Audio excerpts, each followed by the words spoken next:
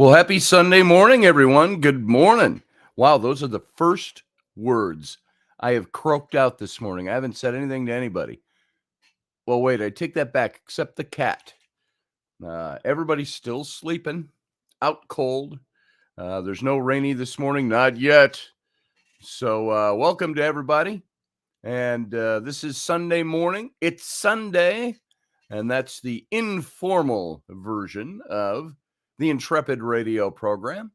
And this is not broadcast on the radio station. So the only place you can find it is here on my YouTube channel. That's youtube.com/Scotty Roberts for those of you who are already here and know that, but also for those who don't know that. And they can't be listening anywhere else except maybe Facebook. If you're over on Facebook, you're going to miss most of what goes on in the chat room. So come on over and join everybody in the chat room. And join the fellow Intrepheads and Sunday morningites, whatever you want to call them. Wow, I'm looking at myself in the monitor. My nose is coming on very red this morning. How about that? I got a little sunshine yesterday. Maybe that's it, huh? So it was nice up here. Hey, L'Oreal, good to see you. Welcome to the program. Pearl Jones, Delaney, Pearl Jones, good to see you. Roger Rabbit, nice to see you, brother, as always. And Ken KB Ballos of Morning Coffee with KB. You don't be a theod. You tune into his show every morning at 8 p.m. Every morning at 8 p.m. Good. 9 a.m. Eastern, 8 a.m. Central Time, 6 a.m. on the left coast. So good to see you, Kenny. Hope you're doing well today. Field Guy is here. How you doing, Field Guy? Pokes at her, hey, wake up, then runs. Yeah, that's about it. So, yeah, she was running all day yesterday, and she just tired out in general these days. So if you saw her post, if you're a friend of hers on Facebook, I didn't say much. I teased her a little bit, but she has got an iron deficiency, and she's had this for a long time, and it's up and down, and now it's really low. Her energy is just tapped.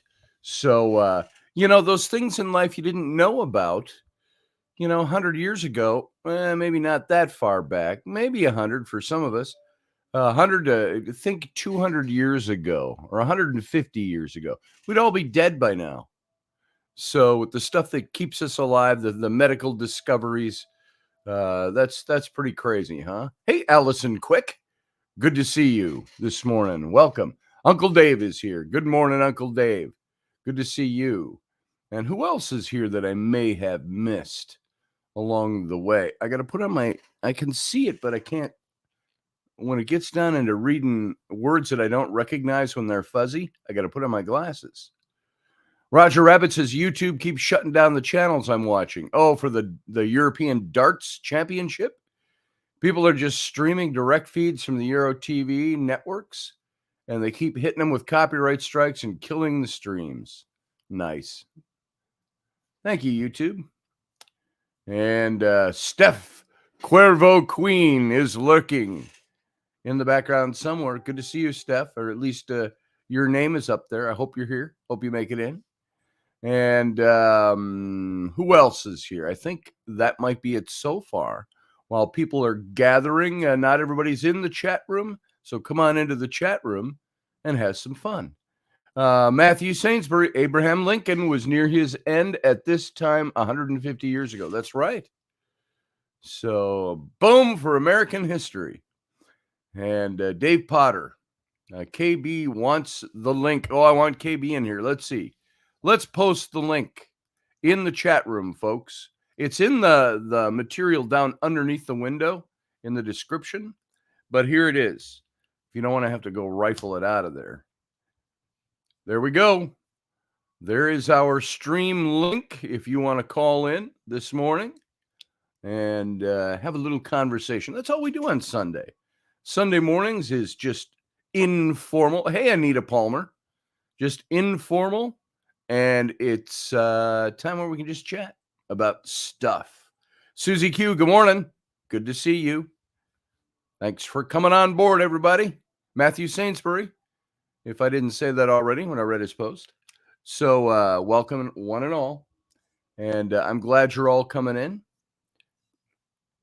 And I got to tell you, I mentioned this in Friday evening show, and I'm going to mention it again today. We'll talk about this a little bit. It's about getting your facts straight when you talk. When you make points or political points, the master of this is a guy like George Takei, who I used to like. He played Sulu in Star Trek, the original Star Trek. And I see his political posts, and most of them they're meant for the purpose of poking sticks. He's an activist for the left, and so he will make statements that just aren't factual. And it does that, and most of the people who see them say, oh, I like George Takei. I don't have to look that up. And they don't look up their facts to make sure that what's being talked about is right. And so he's the master of it. It's that kind of a thing that we're talking about. And Matthew Sainsbury, since you're here, I'm going to say this because you were part of this conversation. On Wednesday, we had a pretty lively discussion going on in the captain's cabin. If you haven't been there for the late night captain, that one went almost 2 hours that night, past showtime. So I talked about this on Friday night, and I thought it's worth mentioning again here on Sunday morning, because there's so many of us that we want so much for our people or our point of view or the politicians we support to be right and all of that to be good because we believe in it. We put our beliefs behind it, that we will make statements that are not founded in either real history, real fact, and we take those statements and we spread them around. It's like I'm going to give you a good example, and this is what part of this came up on Wednesday night. Hey, Kenny LaFarve, good to see you. Glad you're here this morning. Let's see, Steph, I think I read all that right. And yes, Steph says, yes, it's a fact. She's talking about George Takei. He proves it every time he opens his mouth. Yeah, I'm sure he is a wonderful man and has a sweet heart and all of those things. I don't know. Maybe he's grown bitter in his 80s. I have no idea. But George is a douche, says Steph Cuervo Queen. Yeah, he can be. And of course, he never answers you if you write back. I originally added him on my Instagram, 10 years ago, before he became highly political in his posts. And I liked him because he was Sulu. And then, of course, in the last 6 years, things started getting dicey politically. And so he did his thing. And so I'm still a friend of his. And every time, and he gets hundreds of comments. Have you ever noticed this? If you comment on anything, somebody says something that's not correct, or they put up a post about X, Y, or Z. And you come in and you go, and you say, oh, I don't think I agree with that point. What about this viewpoint of it? All of a sudden, you're attacked by 100 people telling you, get out of here, troll, F off, and all of this stuff and all of that. And it's like, why should I do that? And they call me a troll. I said, what are you calling me a troll for? I said, I've been following him longer than you have, probably. Hey, good morning, Ken. Hey, good morning, Scotty. How you doing, brother? Doing great. Had to get on here and say morning to you. Also, some of you guys might listen to Morning Coffee with me. Tomorrow, I'll be running a little behind. That'll be on at 9 o'clock. Okay. I got a appointment tomorrow to do a body scan, so I might be running late tomorrow, but I'll put a post out so the people don't know that I'll be on, but I gotta, do a scan. Yeah. But I should be late tomorrow a little bit, but I just thought I'd let everybody know. That's cool. You were you had to do that on Friday too, so that was cool. Next week could be a rough week. Wednesday, Thursday, Friday, I do my chemo. Now, yes. So I might get on early in the morning and try to do it. But let you guys know. So Wednesday, Thursday, Friday, I might be on late or either Okay. late. But other than that, want to say good morning to everybody and enjoy Sunday mornings. Great show. I do Great shows. too. We haven't hit any greatness quite yet this morning. We're just trying. So got greater when you came on. So Okay. what else is going on? What are you doing over there? I know here we're just starting to have springing, and it's Oh, man, getting somewhat nice outside. The snow's melting. You didn't get much snow this year where you are. we didn't get So any. No what's snow. you didn't get any snow this year? Oh, No, lucky you never. in Virginia. Yeah, down Uh, here. And I'll tell you what, the weather, we got the trees blooming, flowers are bloom. I'm sitting on the castle by the roadside. You're Having on the veranda at the castle by the it roadside. is gorgeous. That's I got to almost be in a Speedo, but I won't do that. You don't want to hurt Terry's feelings, Oh, did you? so you'll show him up in your Speedo.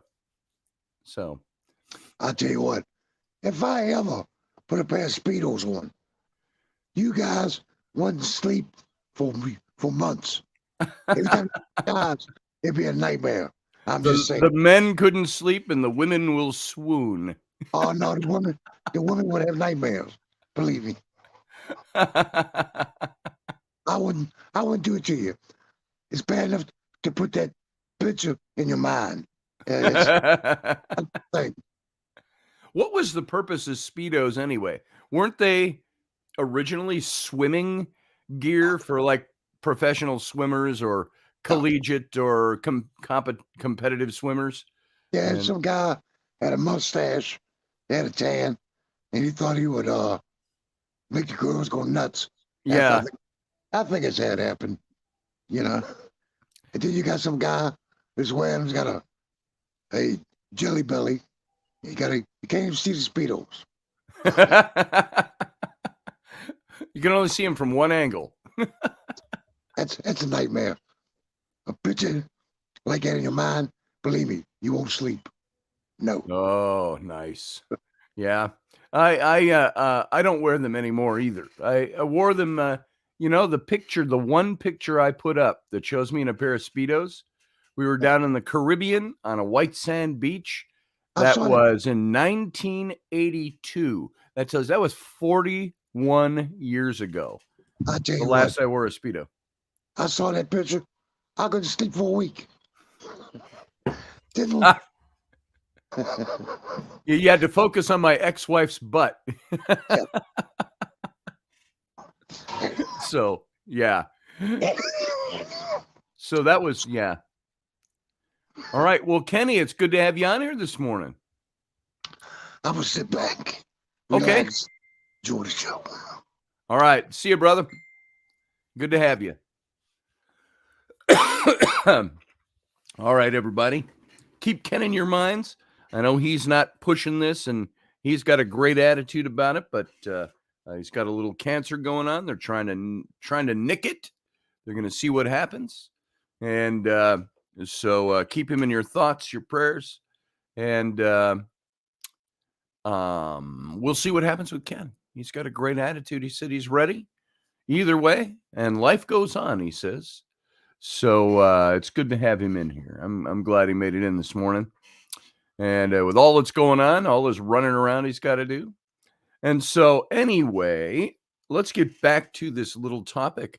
If you caught the show on Friday night, you heard all of this already, but something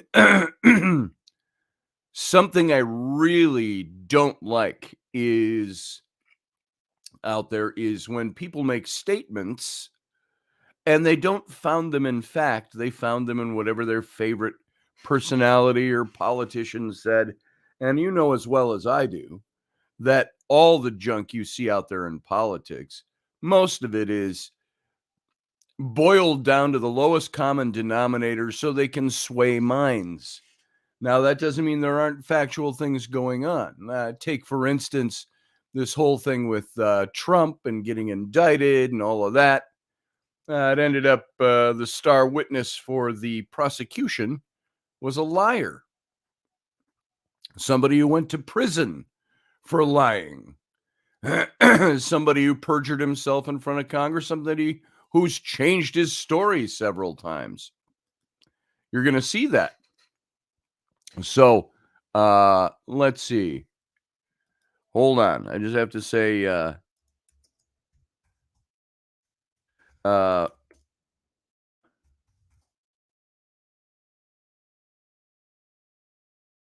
hold on, folks. This is important.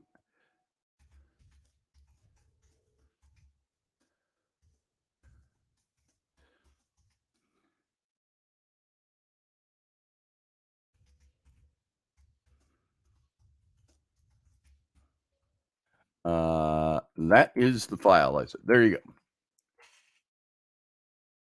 All right. Just said I'm on radio. Somebody needed something I had sent to him. Let's see. So that kind of stuff that goes on is the stuff that wins elections.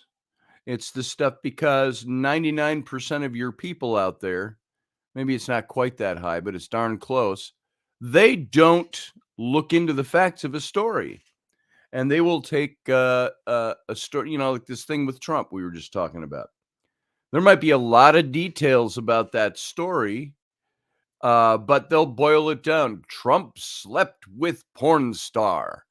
And so everybody says, what a horrible man. He had a beautiful wife and he cheated on his wife and he slept with a porn star. But none of the other facts are revealed. And we still don't even know if that was true to begin with, other than Trump has denied it. And the Stormy Daniels denied it 5 times over the last 6-7 years. She denied it. He's even got a letter with her signature on it saying she denies that it ever happened. Now, and in that letter, she said, I was paid hush money, but I did not do this, because that was Michael Cohen who did that, thinking he was protecting Trump and Trump's wife. And so that's what that was all about. You look at that, but people will spread that story around with the little factoid that is not really a fact at all, without telling you, oh, but she says it didn't happen and he says it didn't happen. And so these are the kinds of things I'm talking about when you're talking about little things that are let out that don't mean anything or have no meat or substance to them. So watch when you say things about, if you're out there and you make a habit of saying things about the people you support in politics and whatever it might be, don't just give the facts that support who you are, what you believe in, what you want people to believe. You can't do that. You can't put out facts just saying, this is what I want you to believe. Let's ignore the other thing. That's part of the story. That's deceitful practice. And I try to avoid that wherever I can. Do I admit Trump is probably not the nicest guy out there? Or people don't like his personality? I've said it. Yeah, it's not everything I like about Trump's personality, but I love him as a president because he was the GSD, the get shit done president. And I believed in what he was doing. Has he had some things in his life that I would look at and I go, yeah, sure. There's a lot of people like that. If we're going to start judging one side's candidates and their politicians by a certain moral code, let's not drop that off at the door when we go try to promote the other side, because everybody's got their issues. So Anita Palmer says, if Trump did all the things he's accused of, he'd have no time to do presidential work. Isn't that the truth? Yeah, that's pretty much it. Something that was said, and I wish he would come in so we could discuss it a little bit. He hasn't been in since Wednesday. I kind of was hard on him on Wednesday, but I also thanked him for being there. I said, look, I'm hard on you because I disagree with you, but I appreciate the fact that you're here, that you would express your opinion, give us something to talk about. And but he made some statements, and Matthew Sainsbury, you were there for that. You saw that conversation. There were statements made about the illusion by the LGBTQ plus community that wants everybody to think everybody's gay and that it's so natural. Maybe it is. I don't do it. I hope my kids don't do it. Don't go in that direction ever. And you know what? But I don't hate anybody. Like I say, I know a lot of people who are gay, and I have friends that are gay. I don't judge them by that choice that they make, or if they say that biological twist of fate that made them who they are. If they choose that lifestyle and they pursue that, that's not my business. You know what? I also know I had a friend for a long time who was a gay man that was in the church, and he had to hide it for years. And then when it finally came out and he came out with it, he is probably one of the saddest, most miserable men I knew. His faith bolstered him. He was a joyful man in that respect. He had a great singing voice and loved to be involved in the church ministry. But he could not be a minister. He could not do things. And he was somebody who says, I will be a lonely man the rest of my life because I can never love the person that I can never go and do that and be in the church and be part of Christ's body. And I said, I don't believe that's true. I supported him and he was a good friend. So when statements were made on Wednesday night about there's all these LGBTQ plus, there is a difference between the gay community and gay people and so on, and the extremists who are pushing an agenda. And so he made a statement that said, "Oh, I would never vote for a Ron DeSantis Trump ticket because, they would do to the gays just what like they've done in Tennessee, which is you can't a man can't dress as a woman in Tennessee. It's been banned. It's a felony in Tennessee for a man to dress as a woman." Now, and he says, and several states are following suit. And I said, that seems pretty extreme. I got to look into that. I don't know the facts about the Tennessee law. And he insisted that that was the truth. And so I said, now that to me, folks, that's the statement that was made that puts your statement in the camp of saying, I want to sway minds to believe what I believe about this. Now, maybe he wasn't doing it. I think he was as much a victim of having his mind swayed as anybody else, because he seems like a pretty honest guy from everything I've ever seen from him in our chat rooms, and he's been here for a long time. But when I looked into the Tennessee law, and I didn't even look into it per se, it's just so happened, it's coincidence, the next morning I saw something on the Tennessee law and the ban on drag shows. And I thought, we were just talking about this last night. So I went and I looked up the law, and the law doesn't say you can't dress, a man can't dress as a woman. It doesn't say that. This is what our friend in the chat room the other night was pushing. And I said, it really doesn't say. I said, I really doubt that's what it says. So I looked up the law, and it says that it doesn't say anything about a man not being able to dress as a woman. It doesn't say anything about LGBTQ. What the law states is that if you are going to perform a drag show that has explicit sexual material in it, you cannot perform that show in front of minor children. That's all it says. If I had a heterosexual show that had explicit sex in it, I couldn't show that in front of minor children either. So all the law says, they put a ban on being able to perform drag shows that have explicit or sexually explicit material in them in front of minors, minor children. That's all it says. Man can dress as a woman all he wants. Man can perform drag all he wants. Doesn't say anybody can't be gay. What that law says is that you can't do this in front of children if it's explicit in nature. And that's what the law says. So you can't go around. This is an example of it. And I told them in the chat room, I said, you really got to look this stuff up before you go touting that line. I said, there's got to be more to it than that. And he pretty much held his ground. And those of you who were there saw that. And so I looked it up, and you know what? That's a line that is out there to try to dissuade people from voting one way or the other for one party or the other, because they say this party stands for exterminating your rights. You don't have a right to be who you are. And that's just not true.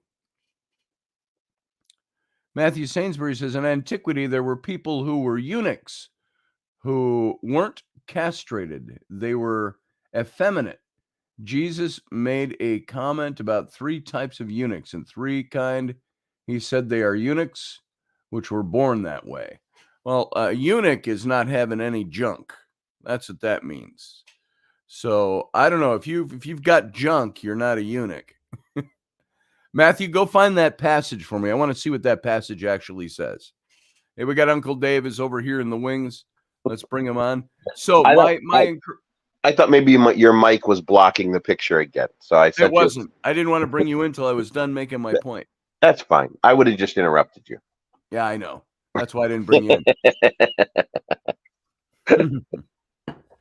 No, my mic is stationed so I can see. So the Tennessee laws against coal miners, it doesn't want coal miners to see sexually explicit material. Yeah, it doesn't want coal miners seeing any sexually explicit material. That reminded me of there was an Australian film when we were kids that came out, and I don't remember what the situation was, but this kid's trying to get in someplace, and the man says, "You can't come in here, you're a miner." And he says, "Oh, I've never been down a mine in my life." You're a miner. I've never been down a mine. Exactly. But yeah, Matthew, go look up that verse that Jesus talked about eunuchs. How are you this morning? I am fine this morning. I slept a little long because I stayed up real late, and about 8:20, I woke up and I said, I got a radio show in 40 minutes. I'll just get up and make my coffee. And of course, I laid there for a little bit more, and my coffee was ready about 3 minutes before I had to come on. So I'm using the old percolator, so I'm boiling water. That first cup of coffee's already gone cold. Not mine. It's still hot. That's how recently I made it. I sent you a link this morning. I came across a guy who posted some documents. So one of the things that I think changed everything in the Trump case, 2 documents came up. Documents that Trump knew about, but apparently the lawyer didn't think Trump knew about them. The district attorney didn't think. Anyway, one is a document by Stormy Daniels denying that she ever had an affair with Trump. Yep. And the other a document from Cohen's office stating that he was never reimbursed for the money that he paid Stormy Daniels. There you go. So it's kind of hard to sue me for this when I didn't pay him back, and that didn't happen. So exactly. By the way, here's that verse. I don't want to diminish your point because that's worth talking about, but there's that verse. The verse that Matthew Sainsbury is talking about is in the Gospel of Matthew, chapter 19, verse 12. And Jesus said, "For there are eunuchs who are born that way." Now, stop before we go further. What's a eunuch?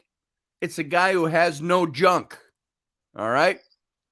It's a man. I don't know if there's women that can be eunuchs. I'd never heard cases of it, but a man who has no balls, no penis. All right? He's born with nothing. You can still have, I think, micro or something like that. They don't remove everything. What they do is, what they did, it was severely shortened, and they were castrated. Or they were castrated. Yeah, it says here, Eunuch, by definition, is a man who's been castrated, especially in the past. One employed to guard the women's living areas in the Asian court. You can use it also metaphorically, an ineffectual person. He's an intellectual eunuch. He wasn't born that way. He made himself that way. So anyway, the verse goes on. For there are eunuchs, and we just defined it for you, who were born that way, meaning they don't have any junk. And there are eunuchs who have been made eunuchs by others for the sake of guarding the harem. And then there are those who choose to live like eunuchs for the sake of the kingdom of heaven. The ones who can accept this should accept it. So those who live like eunuchs, describing monks. Pretty much describing somebody who's declared a vow of celibacy. So the whole thing about being a eunuch was not about being gay. It was about being without or castrated or living a life as if you don't have that and you're celibate. Here, we got Matthew on. Hey, Matthew, how you doing? Good morning. I don't hear you, brother. I can't hear you, Matthew. Matthew, your mic is muted. Checking to unmute it.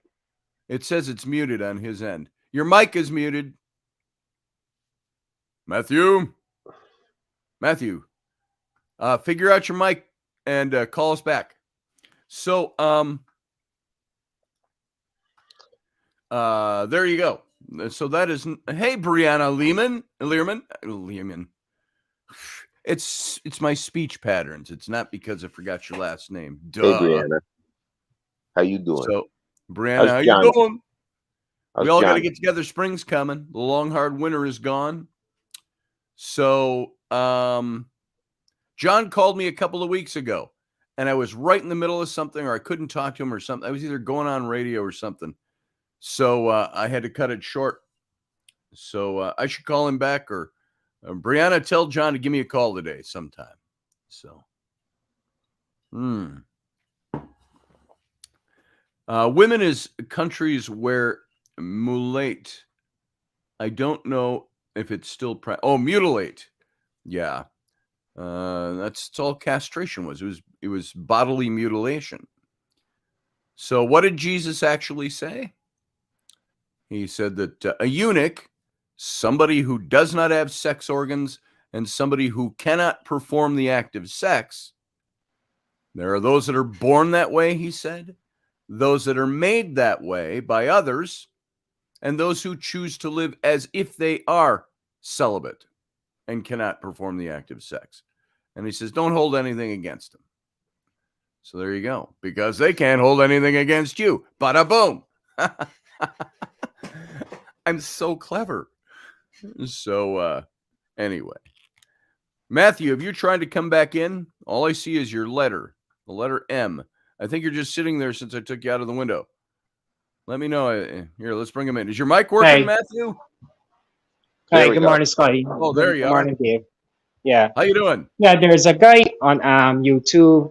His name is Bill Donahue. He has a very good program. When my father's with me, I saw it online. He has a video called Gays, I think it's called Gays, God, and the Bible on YouTube. And he dissects this eunuch thing very well because he talks about, the ones who are castrated, and then talks about those who are celibate, natural born, and those who, are celibate, and he has a chart because he talks about this Roman jurist called Ulpian, Ulpian, in antiquity. And he had given natural born eunuchs, and these were men who were effeminate, who weren't attracted to women. He allowed those men to have the ability in the Roman Empire to marry and to adopt kids. I saw that article, so it was That's a very a interesting argument, though, than being a eunuch. thing that he That's got not into. a eunuch. That is not the definition of what a eunuch is. He's extrapolating information about being a eunuch into somebody who is effeminate. The definition of a eunuch is not an effeminate man. The definition of a eunuch is somebody who cannot have sex because he does not have the sex organs to do so, or because they were removed, or because he chooses to live a celibate life. as if he is, doesn't have. So the whole effeminate thing is nothing, absolutely nothing to do with it, other than to try to make a justification for effeminate. So, which I don't care. So you don't have to even justify it. Nobody has to justify an effeminate male to me. I don't care. If they're effeminate, they're effeminate. There's some guys that are macho that are too macho. And, if that's what you're going to be macho. That's what you're going to be effeminate. If that's the way you are naturally, that's okay. But you cannot go to this biblical verse and pull and exegete that meaning out of it, because that's not what it's talking about. It's not talking about effeminism and or being. Rock Hudson was a man's man. Yes, Rock Hudson was a man's man. Uh-oh. I hope we didn't lose Matthew permanently. Call back, Matthew, if you want to talk some more about that. Yeah. Yeah. So, and the bottom line, Dave, I don't care. I if don't you're either. an adult and you either choose to be that, who you choose to sleep with doesn't affect my life. Not my life. Unless you're asking me to sleep with you, and then I'm going to say, not so much, Not so much. See, there are women that would ask me, and I go, yeah, I wish I could, but I can't. Well, that's present conditions, No. There have been women that have asked, and I'm like, no, sorry. Well, yeah. I've had that happen. I once at a foreign Renaissance festival. By foreign, I mean not Minnesota. In the middle of the night, I had I heard a big rumple from shoosh. We were sleeping in a tent. This was like 30 years ago. It was in mid-90s. And naked woman plops into bed with me, into my sleeping bag. And I'm like, hello. Is this a special delivery? And there were two other guys in the tent with me. It was you Johnny don't mind if I send you back, do you? It was Johnny and Rob, 3 Kelton Company. Oh my God. And those days. And so I remember it wasn't that she was undesirable. It said I was a married dude. And I went, I love the presentation, I said, but and it's about 2 a.m. and I go, but I can't. And I got up, I walked outside the tent, and I just walked. I walked all the way to the end of the festival grounds, all the while going, it's where you're kicking yourself, you're patting yourself on the back for having a naked woman jump in your bed, but kicking yourself on the ass at the same time for having a naked woman jump in your bed, and you can't do anything about it. And so I saw her a little later. No. You did something about it. You did the right thing. Well, that's it. And I told her, don't be offended, please. And I said, it's not you. I said, I can't do this. I can't do this. It's not you. It's me, baby. It's me, baby. I stood in front of the mirror in the restroom down there looking at myself going, no.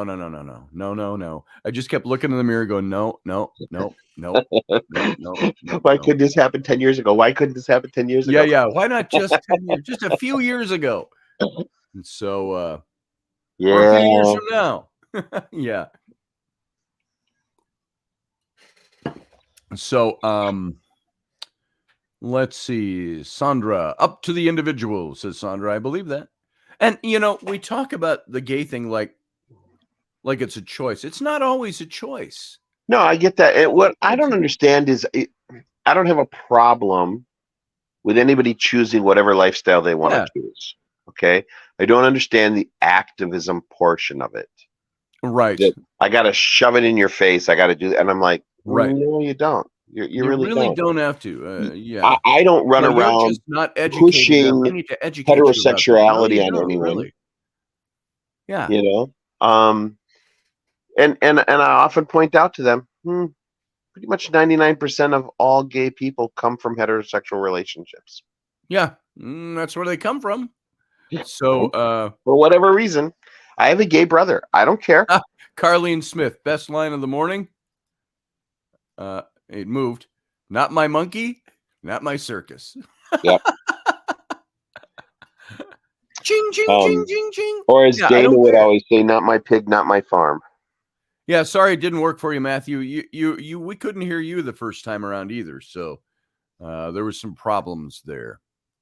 And You know, Yeah. and like during the whole gay marriage thing, when that was just huge, and I used to say, I don't really care what my neighbors are doing. It doesn't affect my life in any way. They can do whatever they want to do. I don't care if they're married, they're not married, whatever. And one of the things that I used to also point out there from the other point of view, many of these extremely conservative people would go on about, gays are just promiscuous. They'll have sex with anyone. They don't have sex with a rock if you let them. And I'm like, Yeah. now they're saying that they want to pair up with somebody for the rest of their life. How can you be against that? You just condemned them for being promiscuous. Yeah. And now they're saying, hey, we want to have these relationships. Okie doke, go ahead. I don't care. Go ahead. I have many, many, many gay friends. Here, Dave. Help answer this question. I don't have my glasses on. What's that say? I'm on my phone. Oh, it's Brianna. Brianna, who says, I'm so lost on what the heck is being talked about. Okay, Brianna, it just started. We were just talking about, started off with political statements that people make in order to convince you of something, but those statements aren't grounded in any fact. They're linked to personalities or linked to emotions and so on. Somebody was saying the other day on the show in the chat room that, and we talked on the chat room, was saying that there's a law in Tennessee that says a man can't dress like a woman. It's banned, and it's become a felony, use the word felony, for a man to dress like a woman. Period. That's all he said. Which is not the case. I said, I don't know what the law says, but I guarantee you there's more to it than that. So the point we were talking about was many of these statements are made in politics in order to sway the minds of people, the 98% of the people out there who don't give a flying rat's ass if they have facts or not. And they don't even think about that part. They just accept it because somebody they trust says it, but maybe that person they trust is like a George Takei, who will go out there and, I like George Takei. I always liked him, but I don't trust a thing that he puts out there because he puts it out there in order to drive his agenda. Yeah. His activism. And so you got to look up anything anybody says. You got to look it up is the point. I looked up the Tennessee law. Sure enough, it didn't say a man couldn't dress like a woman. It didn't say a man couldn't be gay. It didn't say a man couldn't do a drag show. What all the law said was that if you are going to perform a drag show and it has sexually explicit or otherwise explicit material in it, you cannot perform that in front of minors. It's like going into a bar and you can't serve a minor a drink. It's like, oh, I can't believe that you would put that restriction on us. It's a law and it works. You serve a minor a drink, guess what? My kid really wants a Mai Tai. Yeah, I think he does. And I think he's old enough to understand that what alcohol does to him. And I think he should be able to have his Mai Tai. And it's like, it's not your decision.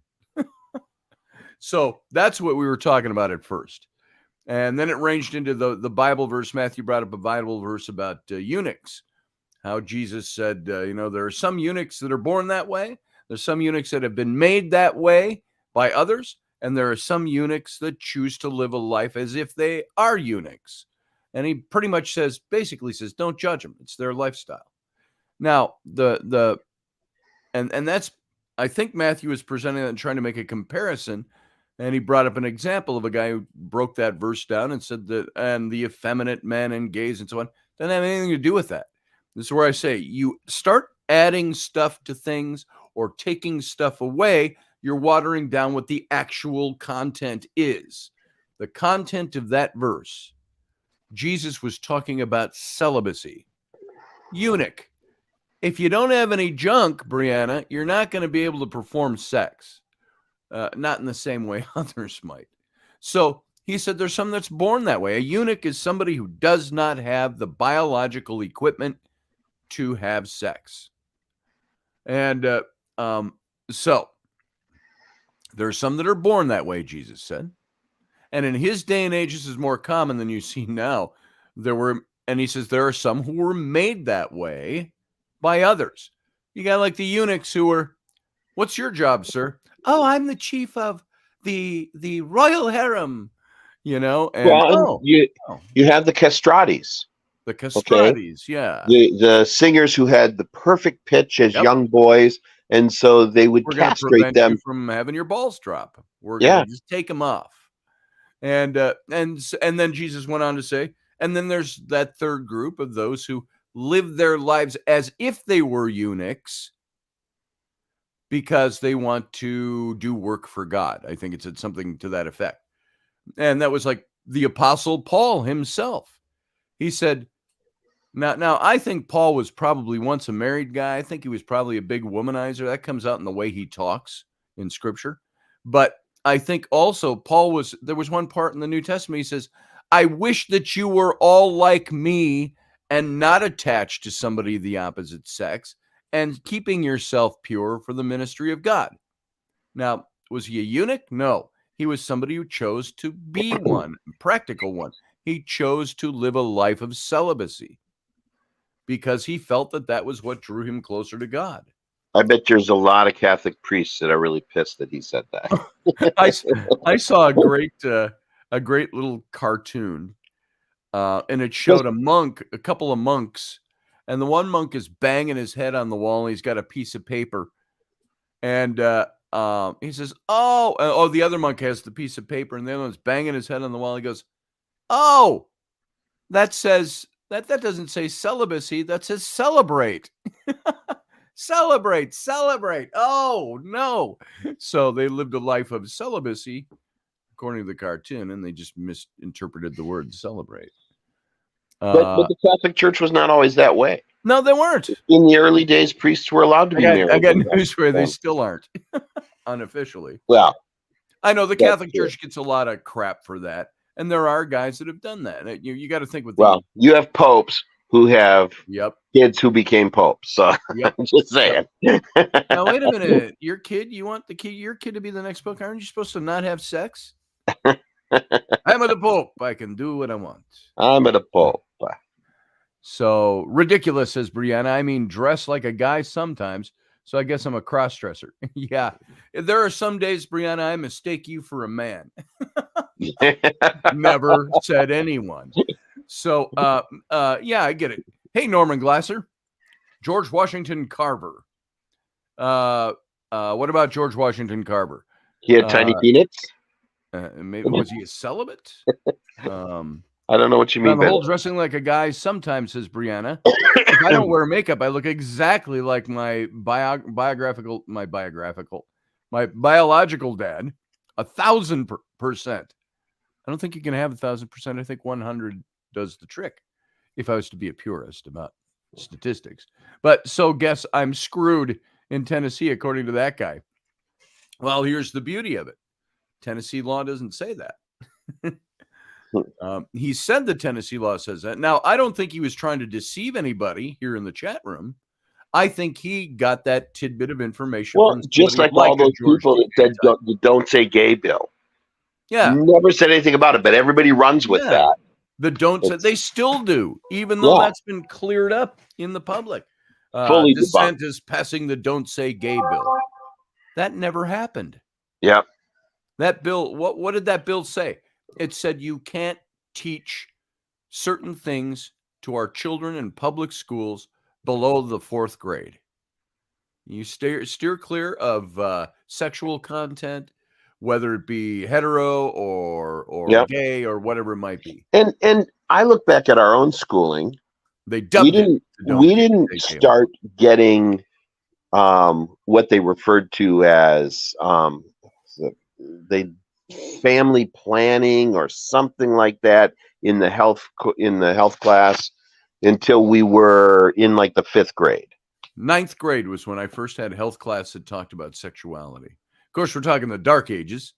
Well, I'm 4 years behind you, so they made huge strides in 4 years. Yeah. Am I only 4 years older than you? Yeah, about. I keep forgetting. It's about. Well, I mean, according to him, for the law, exactly, Brianna. That's exactly what we were talking about. Is that the law doesn't state that in Tennessee? Just says you can't do explicit gay shows in front of minor children. That's all it says. Doesn't say you can't be gay. Doesn't say you can't dress like a woman if you're a man. Because, sometimes I really like to pull out my red fishnets and my high-heeled red shoes. It's nothing like twirling around a big ballroom in a huge gown. Oh my God. Oh Fabulous. my God. Just happiness. I love a parade. Yes. You never know. You never know. I was going to say, Carlene said, I was going to say also that I should put these up so I can read them. How about that? Huh? I was going to say that also we didn't learn it until the 9th grade. Yeah. It was the 9th grade. That's when we had health. Well, how old were you in 9th grade? 14?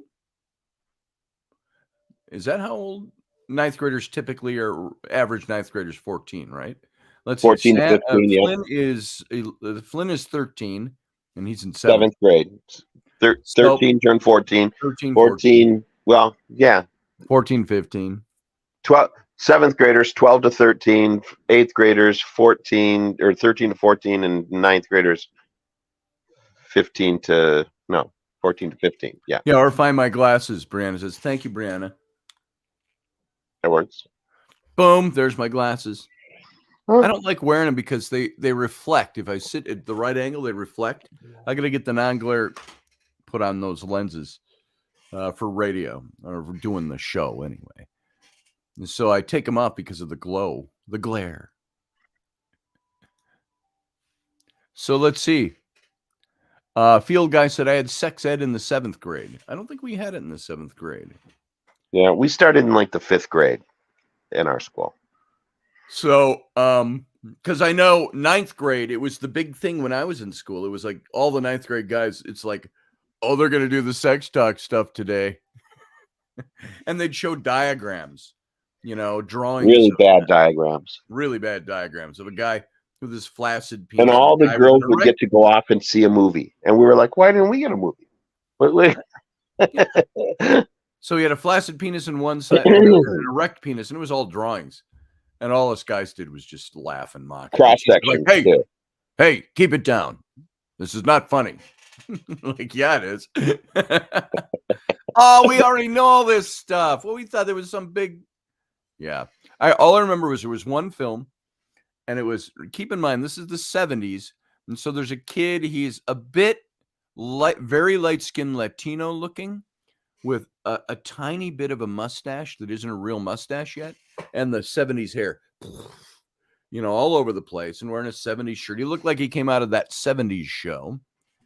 And it shows him, he comes up to his dad, and this broke the house. I'm sorry. He goes, Dad, can I talk to you about something? He says, when I urinate, we all started snickering because there's like, excuse me, teacher, may I have a pass so I can go urinate? We didn't use that word for that. But he says, when I urinate, my penis itches. Is that normal? And we all were like, the whole class came down, and the teacher came down on us for laughing. It was about venereal disease. And I think that one was about getting the clap or crabs or, oh my God, herpes. Do you happen to remember that Cheech and Chong bit, herpes? No. This thing, let's just say I'm wearing I have herpes. Yeah. And they go, you do? What? So the 70s, says Brianna. Just remember, I wouldn't be born for another 20-ish years in 1994. Yeah, keep reminding us. Yeah. So, yeah, that's the thing. The first time I met Brianna as a neighbor, I went, wow, she's hot. And then we're all talking, and I find out she was born after my daughters were born. So it's like, oh, you're kind of young, aren't you? No, you're just very old. So, yeah, she's my daughter's age. Brianna, my twin daughters, Abby and Bryn. By the way, I did a little bit of what you did yesterday. I cleaned up the house on areas and it's still not clean. It's like, you know what? We never have to do a time capsule for my family. All we have to do is unload the corner where there's a bunch of stuff thrown. laundry. At You start, this level, we found evidence of yes, different stratas of mess, and it's not that you can't walk through our house. You mostly can on most days.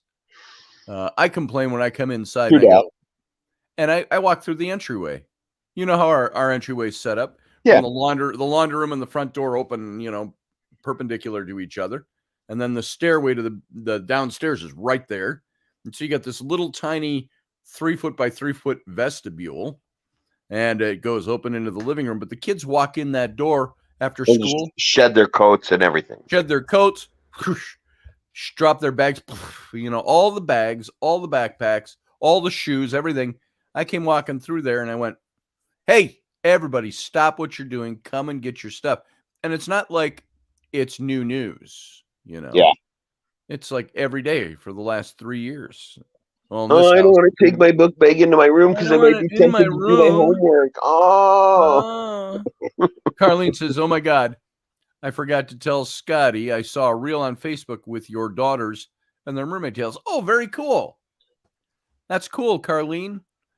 Was it actually my daughters doing it? I saw it too. Yeah. Because they have a lot of models that do their stuff.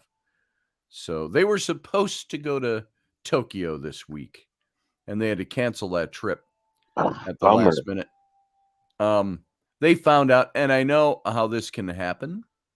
They were all supposed to leave, and the day before, Zach found out his passport had expired. And it's a news. Here's a news flash, folks. You got to check that stuff ahead of time. I have a passport. If I know I'm traveling out of the country, I will check that. But mine's got expired. I need to busy get a new one. They missed it, and then Bryn got COVID again. So my daughters, who really worked very hard to try to get Rainey and I and the kids to get vaccinated, they got vaccinated. I don't say this to them. I'm not mocking them. They all got all vaccinated, and they got all the boosters and all of that. They've had COVID several times, both of them. I've got all of the boosters and everything. I've had COVID 3 times now. Yep. I don't have any of the shots, and I've had COVID twice. So there you go. So cool. I'm glad you got to see that, Carlene. I'm not sure if I saw that or not, but yeah, if you're at all connected with me on Instagram or Facebook, you might get those reels come across your bow. So, by the way, I want to mention we have a brand new sponsor for this radio show. And there's actually 2 of them. And I didn't devise anything ahead of time. But one is, and the sponsor is, my partners haven't been putting it out so much that it's their company, is that that it's a new sponsor on their shows. And it's Patriot Propaganda Apparel. Patriot Propaganda Apparel. Now, the website's going to be up any day now, and we're going to launch this site. Looking forward to it. It's going to be amazing. And we did, I would love to show off some of the art and for this thing. And let's see if I've got any of it up on my here. I'm going to open recent. Let's see if it's in here now. I'll show you off a couple of pieces of art. This started when my friend in radio, Matt Locke, said we have to do something in the political realm. And no, I'm not going to show you. As a matter of fact, I'm going to keep that quiet until we launch. Some of you may have seen some of the preliminary stuff, but we're doing Patriot gear. It's illustrations I did for shirts. And we've revamped these things a couple of times. The ones you've seen, Dave.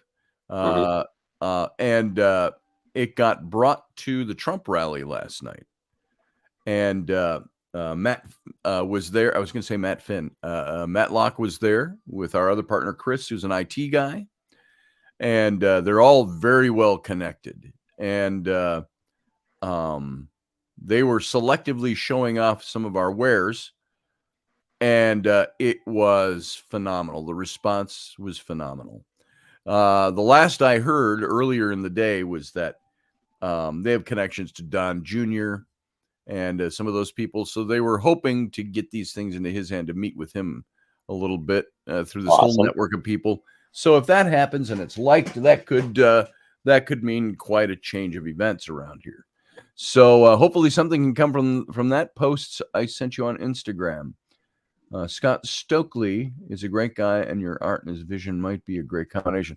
Oh, it said you have to be a disc golf enthusiast, which I'm not. But I'll contact him, Roger. Disc golf. The only thing worse than golf is disc golf, in my book. I'm not a big golf fan. It just doesn't do it for me. I don't know what's wrong with you, man. You like golf? I do. Well, you take this stick and you whack it into that ball into a little hole. The whole Robin Williams. Well, we used to, I don't know if you remember, but we used to have out at festival what we called the Earl's Open, and it was myself as the Earl of Huntley, Eric Nelson as the Earl of Sutherland, and Chris Wells as the Earl of Oxford. We had golf clubs, little golf balls, and we would play a round of golf around the main circle. And you have all these kinds of things. Oh, I got a birdie the other day. Oh, really? I wish you could hear it's a wee little finch. I wish you could hear this. From the other room, the TV's going, it's got music playing. Yeah. From this morning earlier. You can't hear it. It's bagpipes playing in the other room. Fitting for what Do you're you saying. remember the guardsman, Chris? He might have been a little before your time because this was during the Reds and Blue Leathers. Okay. Which was the year before I joined. I believe his name was Matt. Tall, lanky kid. I know. Okay. And we're up in front of the manor, and my golf ball had hit him in the chest or something, and he did a pratfall and went down. And I said, "Oh, got to play the ball where it lies," and took his codpiece. And having made them, I understood how they worked. Though we had the leather codpieces then. I took my finger and pushed down on his codpiece, which made a little divot, and I set the ball on his codpiece, and he's laying there on his back with the ball raised on his codpiece. And I'm going to strike it off of his codpiece. And he would go to sit up, and I'd take my foot and push his chest back down. No, lad. Nice. No, lad. You can't move the ball. Keep your face down, or you'll end up with it in your mouth, and then I'll have to play it off your face. Yeah. But I don't want you to. It's like, I don't want to. I'm only going to hit one of them, I said. Just one of the balls. Yeah, exactly. No, that's what I'm afraid of. Oh, boy.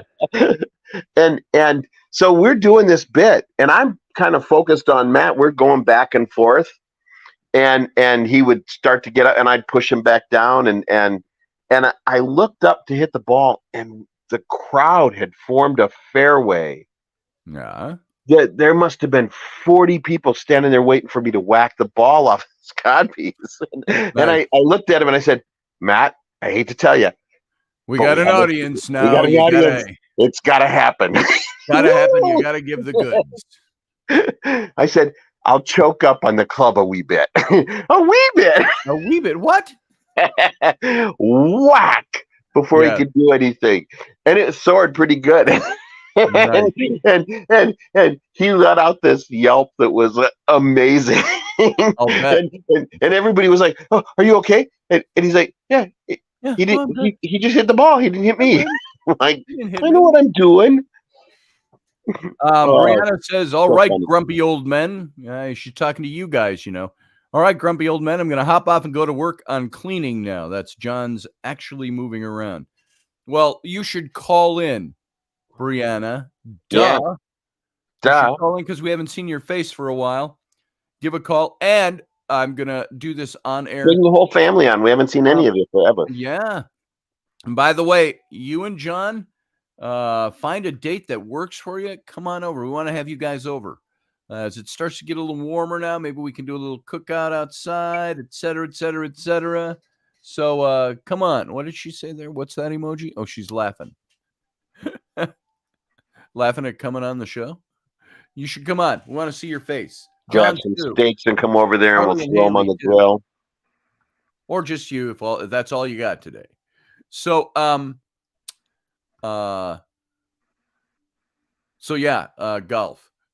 Are you okay? Is a phrase you should not hear while playing golf.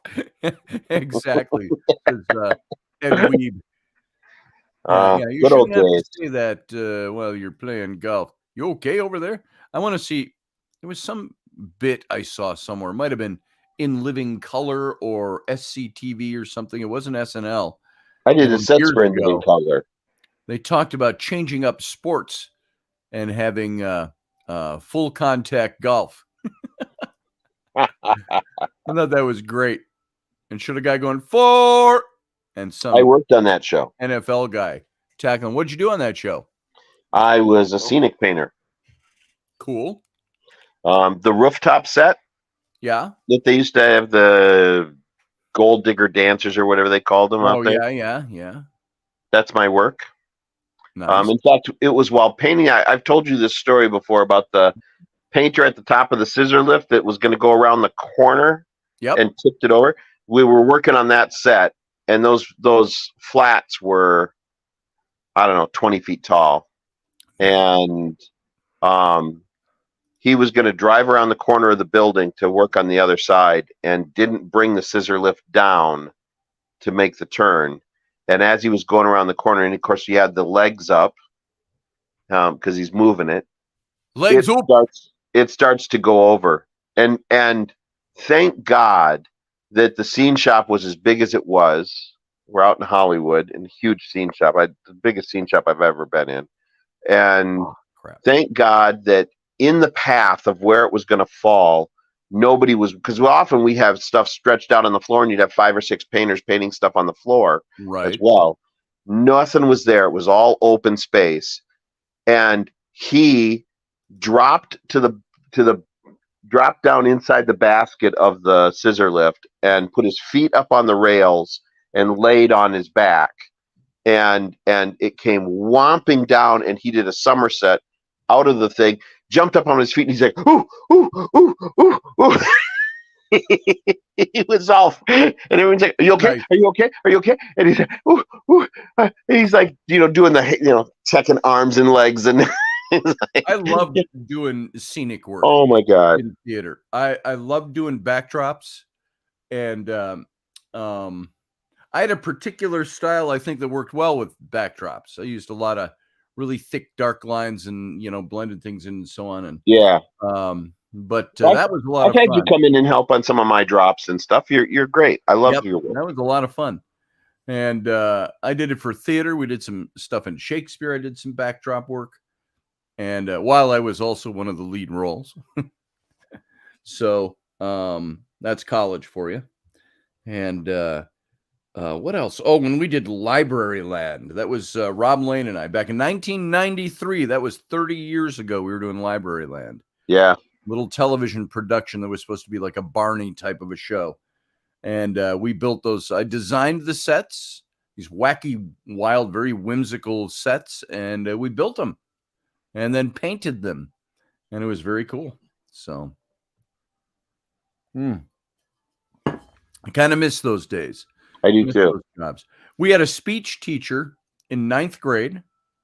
Her husband, I can't remember his last name. I think it was Roy was his last name, but he was one of the lead scenics, if not the lead scenic, at the Chanhassen Dinner Theater back in the early mid 70s. And so we got to go see Brigadoon when it was there. And then we got the tour of the facility to see all the backstage and how they did their backdrops, of course, on the floor. They spread them all out, and they'd walk with certain special socks or shoes and long brushes that were long sticks. Yep. And they'd paint. I was trained to do that. I don't do that anymore, but I don't like painting on the floor. It never worked for me. Brianna says, I would, but I have to get this done today. One of my goals for this year is to clean an area in the apartment every day and clear things out and minimize everything. You know what you guys need? You need a house. You need a house in our neighborhood so we can be neighbors again. So But Need to bring your kids up to be minimalists. I only want one toy, Mommy. I would only like one. No, two is far too many. So, yeah, I watched my 8-year-old daughter, after many years of being chided for this, sitting on the sofa yesterday. She had a popsicle or something, rips the thing up, drops it on the back side of the sofa. I'm like, hey, is that where that goes? You could get up and walk over there and drop it in the garbage can. Well, but Father, my ankle, The weeping and wailing and gnashing of teeth. Oh my God. Oh, but Father, my ankle. My ankle hurts today. So, yeah, she'll milk it. All right. I've decided to go ahead and show you a couple of images from this Patriot. You said 2 sponsors. There is another one. It's about some leggings that Rainey came across. So I think you might be interested in those. So that's a sponsor. And we'll show you some of their stuff. And you can go visit, and I hope you'll buy some of their stuff. All right. But let's start with Patriot propaganda. Okay. First things first, I'm going to add this to the stream. There is the logo that I designed for Patriot propaganda. And it's Patriot propaganda apparel. It's American-made, veteran-owned, and conservative at heart. So I think they originally had the tagline of "and hates liberalism." So we should not have hate in the tagline. So there's that. So it's for this. Now, this was, I was originally contacted to be part of this company. And so I am a third owner of this company. And I was doing artwork for the company. And they wanted to do the original idea. I say they because when they first contacted me, I wasn't a partner in the company. And it was just an idea. Wanted to have show Trump and DeSantis as like superheroes and play up this whole thing, even in the conservative side, and say, look, we support them both, but who are you going to be? You're going to be Team Ron or Team Don? And so that was kind of the thing, kind of a tongue-in-cheek thing. And so I developed these superhero-looking characters for both of them. And here, I'm going to take the header off at the bottom. I guess it's a footer. And I'll show you how these turned out. Now, there's a couple of different incarnations of this. These are the ones I just finished the other day. These are all illustrations I did. These are inked and digitally created, these new versions. So here we go. Here's the Team Don is this one. So there's Team Don. I think that's the final version. Let me take off the rolling banner. Yeah, that's the final version. Very nice. So there you go. Team Don. And we thought we'd do this very whimsical. They're comic book characters. And then here's Team Ron. Let's see. Oh, I put up the wrong one. I got the Team Don in there again. So let me load up the other one, the DeSantis one. And so now we did these 3, but we also did 3 other shirts. Now, there are shirts and there are prints that you can buy, hoodies and stuff like that. But we're really hoping that this is going to take off. And by indicators at the Trump rally, and of course, you're talking to an audience that already likes you there. But let's see if I got the right one. Yeah, that's the right one. That's the one I thought I clicked on. So we've got 3 other shirts: Audit the Fed, Diplomacy, Supremacy Through Diplomacy. And I won't show you all of those, just these 2 superhero ones for now. Okay, here's the DeSantis. Team Ron. Boom, there he is. Truth, justice, and the Florida way. So that one I just finished the final version of yesterday. So even though we had preliminary versions along the way. Well, they're each going to want one. Oh, yeah. Oh, yeah. And hopefully with all the connections that these people have that I'm working with. You like the tie? There it is. Yeah. Trump's red tie. his signature red tie. So one of the favorite shirts that you did for, well, you actually did it for James back years ago, but the Darth Mickey, Dark Lord of Anaheim, love that. And that was long before Disney. So it's the Darth Vader helmet with Mickey Mouse ears on it. Oh boy, that's a long time ago, man. Yeah, I still have the artwork. Nice. I kept it because it was just it's. Hey, Roy. Roy Palvido is in the room. So anyway, there you are. Are you Team Don or are you Team Ron? And it doesn't matter. So, and are we doing this to make money? Hell yeah, we're capitalists. So there you go. So there's the first two shirts. These won't launch before the other shirts do, but pretty darn soon. So that's the look. And right now it's getting it out there before everybody else tries to beat us to the punch.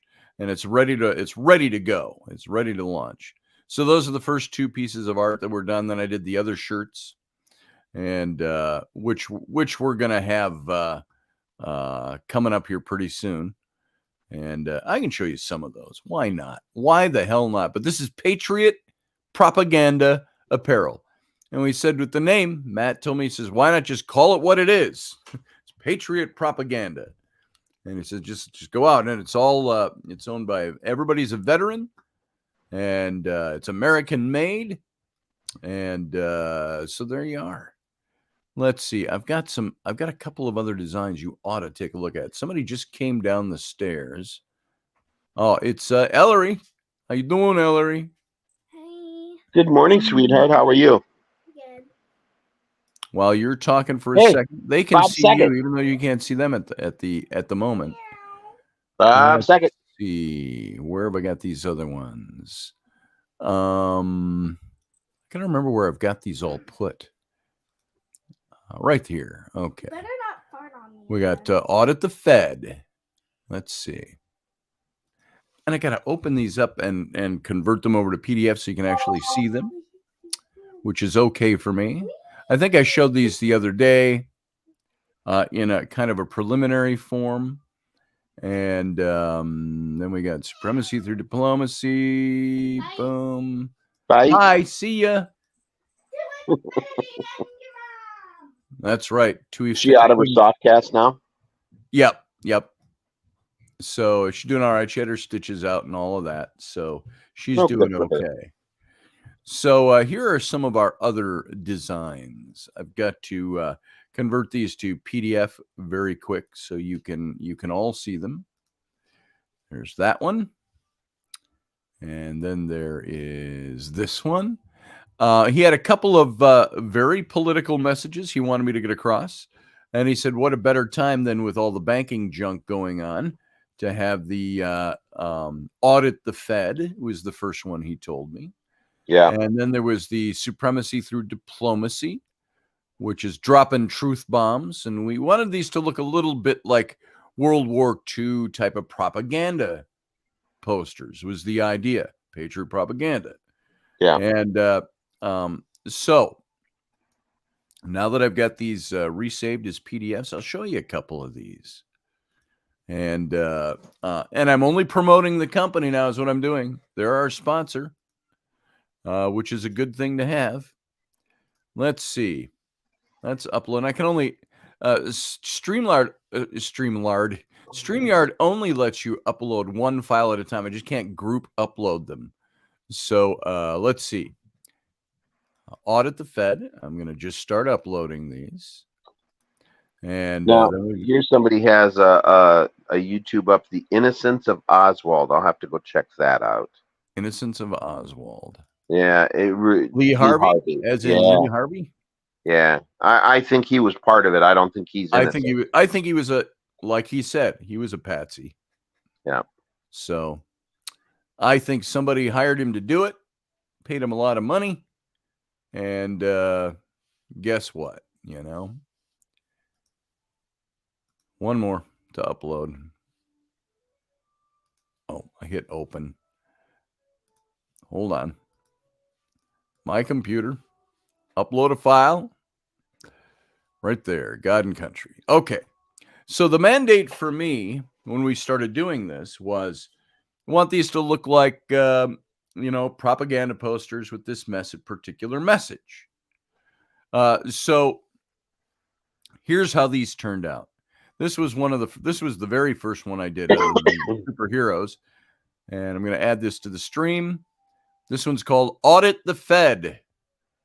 And he gave me the mandate. He said, I want to be looking down the city street. You got the Federal Reserve on one side and maybe shops or something on the other side. Busy downtown. It's totally street. got that 40s propaganda look. I love that. Yes. And very Art Deco-y. And so I constructed this all out of bits and pieces. And then the crowd, I just had them silhouetted. It's supposed to be a crowd waving flags and torches and pitchforks and chasing the meager amount of bankers down the street. And so and over on the left, you can't see it. That changes every day, but you can't change it on the poster. That was supposed to be reflecting our national debt, which if you look at the ticker for your national debt, go look it up online. It's just constantly moving. So there's the first one. That's Audit the Fed. Then the second one, I thought the message was a little more obscure to me, but I get it.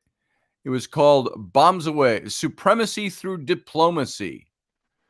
And each one of these bombs being dropped. He said, I want an old B-52, and I want to show it dropping truth bombs. The B-29. B-29. And he's got, that's just a fictional one up there. That's not really any of them. I created that as a bland combination of a B-17, a B-29, a B-52. Looks just like a B-29. There it is. It's darn close then. And the truth bombs they're dropping, if you can't see it very tight, the bottom one is liberty, and then freedom of speech, and then and so on up the line there. You can see the names. I have it look like it's scrawled on the truth bombs that they're dropping. So supremacy through diplomacy. And then the third one, now he said, now a lot of conservatives are Christian right, very Christian. He said, I'm very Christian. And he said, I want to have a picture of Jesus. He says, very tortured, but and call it for God and country. He says, make it work, whatever you want to do. So this is the one I did for that. For God and Country, it's called. And so this is digitally created. The face is all constructed. The flag at the bottom of the V is all constructed, and it's so this is the original for that. Might have a few tweaks I have to do for that yet, but he wanted something that was very dark and very very hard-nosed, and at the same time, this is God and Country. He says, you're talking to conservatives. So there's the God and Country stuff. So, I don't know how I feel about Old Glory laying on the floor. What's that?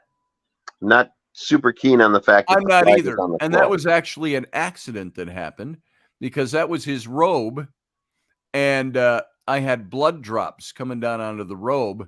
Oh, I see. If you can see, I don't know if you can see, you can't see my mouse because I'm not sharing my screen, but way on the very bottom left, you can see the red in there was actually blood stains.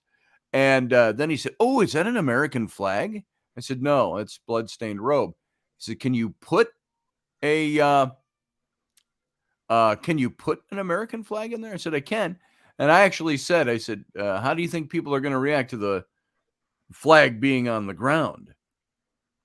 He said, I think the fact that it's in there. And he gave the theological message behind it and so on. So, okay. So it's there. So there they are again.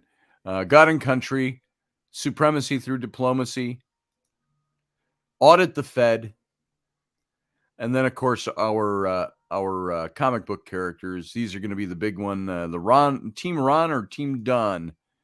You got Trump, and you got Ron DeSantis as superheroes for the hopefully creating a. What are you, Team Ron or Team Don? Team To Don do or a Team Justice Ron? League sort of thing with all of the candidates together. Yeah. And I'll be doing some of the other candidates as Because well. you could do what's her name as sort of a Wonder Woman type character. We've already talked about her being the Captain Marvel Oh, type yeah. of character, the female Captain Marvel. And I don't know if anybody's declared yet. Oh, you got Swami. I'd like to see him. I could see him as like a Doctor Strange type of character, you know, the Swami connection and all that. So Yeah. It's all I good, actually baby. like him. I like him a lot. I like all of them. Yeah, I They do all too. have good Every one of points, them. and you know, and this is how I felt too. Back in 2016, all the candidates brought interesting things to the table, and Yeah. I was comfortable with any of them getting the nomination. And Yes. then I look at the Democratic side, and it's like, why can't you find candidates that bring something to the table? Right. And let's bring something to the table. Let's. This is the one thing about the left that I'm not seeing them want to present any good ideas. So they have to run by degrading the other side. Well, and it's a whole bunch of people that feel entitled to the office. Yeah. Hillary and Warren and Sanders and just all of those people. What's It's the like, greatest plank in Biden's campaign, if he happens to run again, or anybody on the left? What's the greatest plank in their campaign? January 6th. which is BS. Which is BS. When you look at this other footage that they refuse to show, it's like, why do they refuse to show that? It's like I'm saying, the people that will come on and will state a partial truth to try to win your heart and mind, they're omitting facts. What I would like to on see purpose is that same camera footage from any other day at the Capitol Rotunda when it was open to tourism. Yep. Because I think on a given normal day, it looked more chaotic probably and more like they were being overrun than during this incursion. It's like, what? Matthew Sainsbury, you know why the events turned on this whole grand jury and indictment thing? Because it wasn't true. How many things? Look back at Trump, his political career, which started 7 years ago, roughly. You look at him from the moment he announced until present day. If all those things they said about him were true, and those of you who don't like Trump, who invested yourselves in believing them, if they were all true, what kind of person would that be? You know, 98% of them are politics, trying to make something out of nothing. So I saw an interview with somebody, they were in the construction business, and they said clearly, so you've worked with Trump and all this stuff, you know, he must have mob connections and stuff. And the guy said, I know the mob approached him and the mob turned him down, or he turned the mob down. He's like, no, I'm not doing that. I'm not doing that. I don't do business that way. And the reality is, he never has. They never has. He talks. You watch the old videos. Another one came up from 35, 40 years ago. What was it? No, 83, where he's talking to Oprah, and then there was somebody else he was talking to. Not Johnny Carson. I don't think it was. But one of these late night talk shows 40 years ago, 35 years ago, he's saying the same stuff back then that he's saying now. Oh, it was somebody asked him, you know, I believe in this and I believe in that. And they asked him, well, then how can you be a Republican? And he said, because I agree with the agenda points. He says, I agree with what they're doing. He says, the other side is not doing that. And that was, he was. But look at just during his presidency, he gave a speech at the United Nations. in which he said, look, what are you doing, Germany? In a few years, you're going to be dependent on Russia. If you continue this path, you're going to be dependent to Russia for all your energy. And they literally laughed out loud That's on right. the floor of the thing. And now there's a video rolling around, and there's pundits that are saying it appears that Trump was right. Like, but this is what I say all the line time. over and over again. Over and over and over again, Trump would say something, and everyone would say, "Oh my God, that's just the most stupidest thing I've ever heard." Blah blah blah. Yep. Few weeks would go by, or a month would go by, and then they'd be like, "Oh well, that's actually what happened." But see, they don't say that. Yeah, Then they hide that on. information. Yeah, but move on. He is consistently. He's ahead of the game, way ahead of the curve. And he has been right over and over and over again. Here's what I'm going to challenge everybody listening to the show to do. I don't care who you like, who you don't like, politically or whatever. I challenge you to take party affiliation out of the equation. Then look at the message of any given candidate and choose that candidate, whether they're a Democrat or a Republican, a conservative or a liberal. You find out whether their message is a viable message, whether it works, whether it's going to better the country. And I think if you can do that and do it honestly, you might end up with somebody you didn't expect you'd end up with. So there it is. And consistently what Trump would do, he talks about you. He talks about the people. Yes. I want to build up you. And stuff. All these other libs, they want to build themselves up. They're doing things that are enriching themselves. And they say they're doing it. It's become that whole cult of personality. It's become that thing, that cult of the feel-goodism. And we're going to do this for you, racist issues or whatever issue over here. Well, and that's a key thing. They put a label. They put a label on everything and everyone. Yes. And I want you people to think when you hear this. Conservatives don't label everybody. Yep. Okay. And what is that label really doing? That label is there to divide us. United we stand. Go back to your 1700s. United we stand, divided we fall. Okay. That's right. They are labeling you by race, labeling you by gender, labeling you by sexual orientation, labeling you by any way they can. Label, label, label, label. To put this group against that group. Yep. And that's what they do. They're pitting groups against group. This is what I think with the whole LGBTQ++ law in Tennessee. And what the conservatives are telling you to do is don't divide. Let's all come together, work together. They say that it's diversity and stuff. Diversity is groovy, but the reality is we have more in common than we have different. Our diversity should be the spice that changes and makes the recipe better, not something that to distract and tear us apart. Now, on the issue we talked about, that's a perfect example of it. You've got parents that are you got conservative parents, you got liberal parents that have said and complained to their legislators in their state, especially in Tennessee, and now 6 other states want to follow suit with the same kind of law, where they said, we don't want drag shows that have explicit material in them being shown to our kids.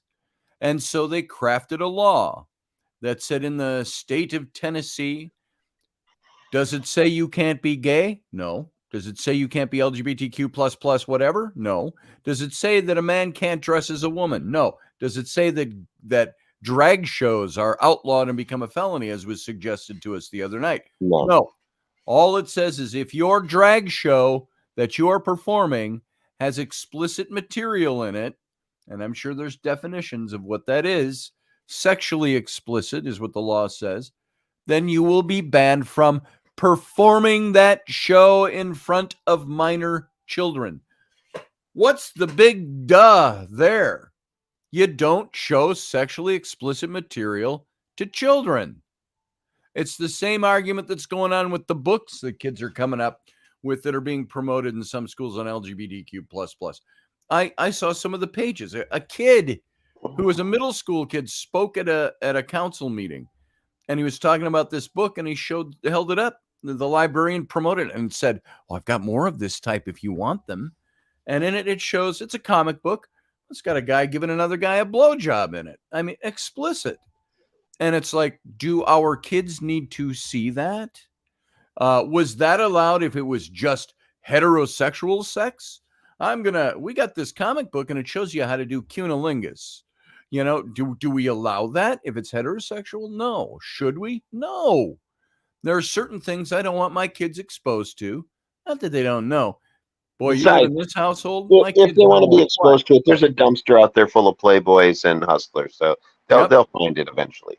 And nobody's talking about banning, but you know what this turns into? I saw this yesterday. Turns into an argument from the left saying, well, the right wants to ban books. They want to burn your books, is what the not ad says the people that want to take Huck Finn out of the library because says the people that want to take Huck Finn out.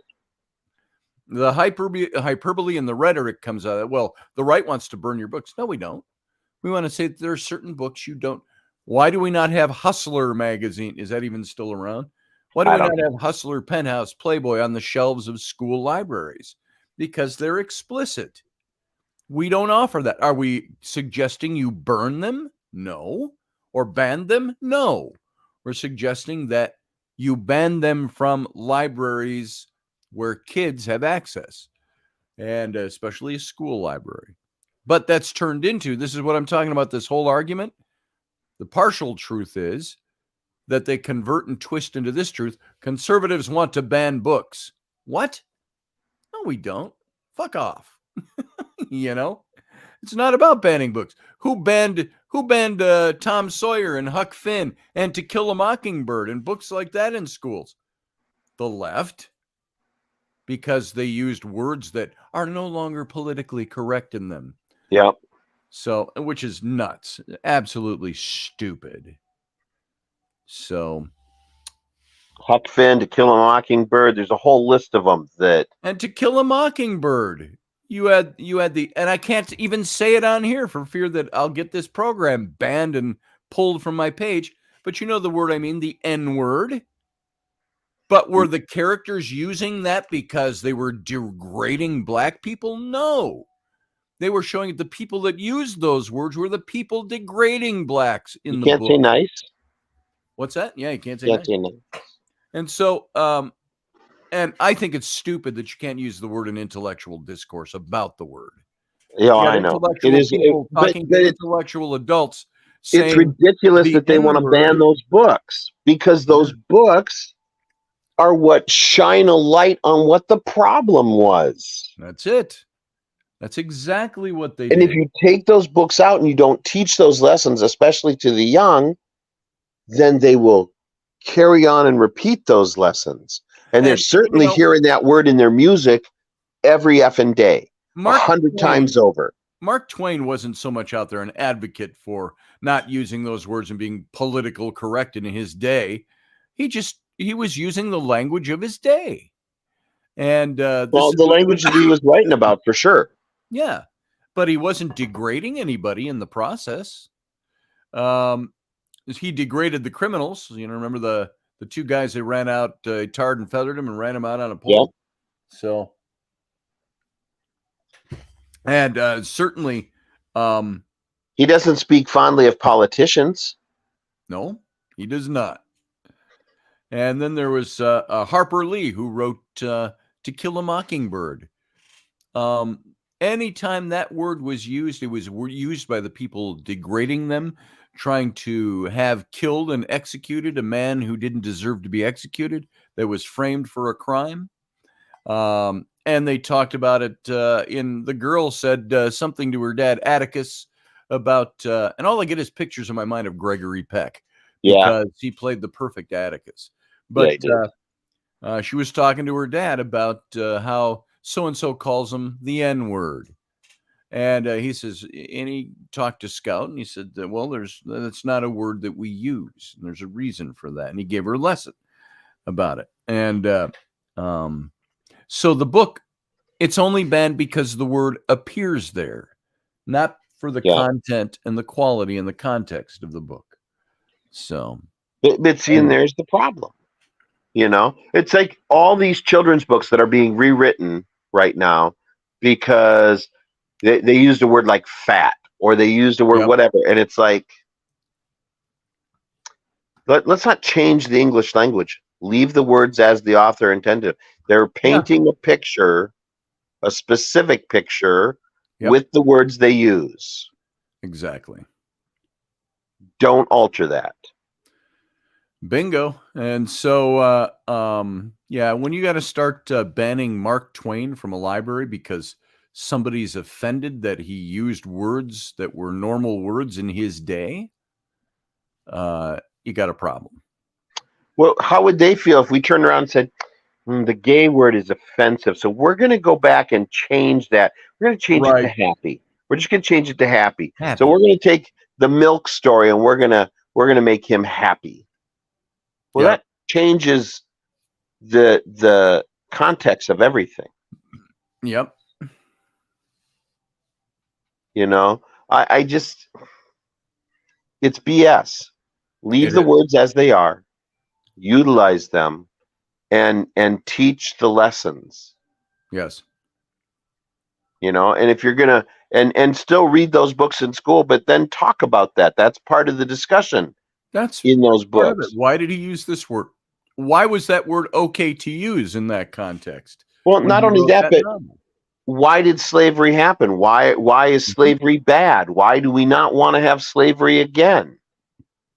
You know, address those issues. Talk about those issues. Exactly.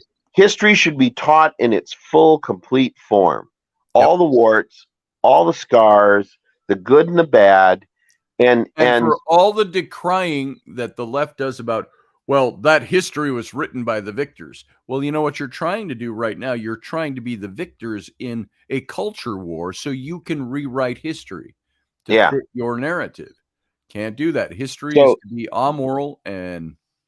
Yes, you leave there's stuff there that you want to leave in. There's stuff there that's not exactly true that you want to take out as well.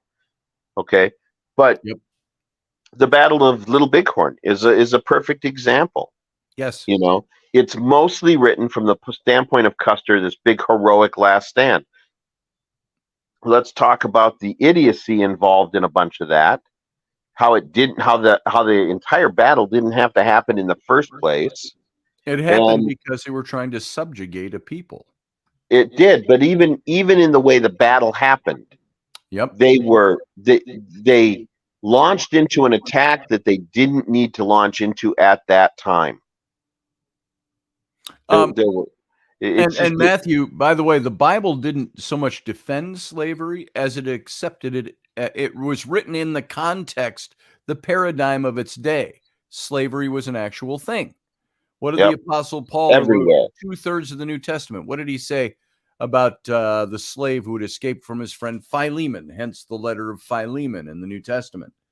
He's sending the slave who had escaped Philemon had become a believer. And Paul is saying you have an obligation to go back to your master. And he sends him back with this letter.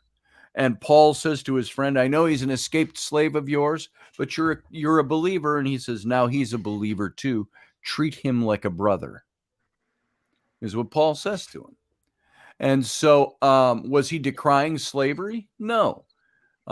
Even masters and slaves, there were commands to masters, commands to slaves, and so on and so on and so on. And clearly in the 1800s, there were slave owners that said, well, it's here in the Bible. And they took advantage of that. And different context.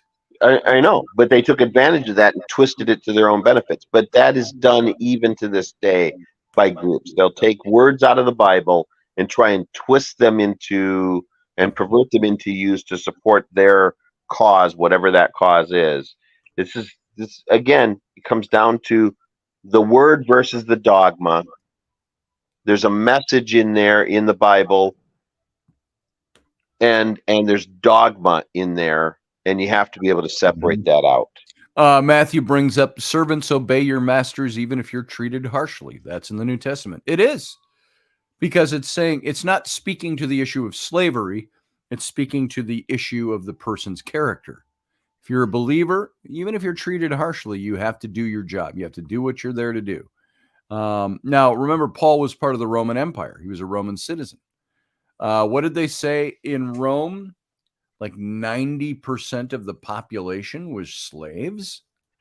Yeah. But you could also earn your emancipation. You could serve as a slave for X number of years And become a citizen. And you were a citizen.